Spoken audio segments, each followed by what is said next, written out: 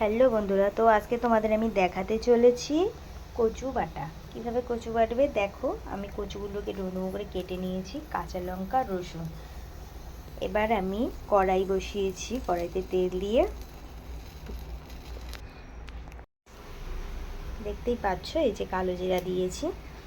এইবার এতে দেব রসুন, কাঁচা লঙ্কা দিয়ে এবার কচুটাকে দিয়ে ভালো করে নাড়াচাড়া করবো।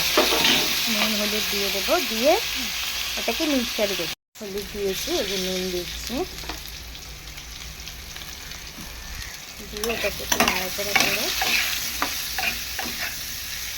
এটা ভাজা ভাজা হয়ে এসছে। এবার এটাকে আমি মিক্সচারে দেবো, তারপর তোমাদের দেখাচ্ছি। দেখো কচুটাকে ভালো করে মিক্সচারে বেটে নিয়ে আমি একটু কড়াইতে নাড়াচাড়া দিয়ে নিলাম। তোমরা একটু চেখে দেখবে নুন টুন ঠিক আছে কি না, তোমাদের পরিমাণ নুন দিয়ে নেবে। রেডি আমার কচু বাটা। একবার খেয়ে দেখবে, আমাকে কমেন্ট করবে কেমন হলো কচু বাটাটা। টাটা।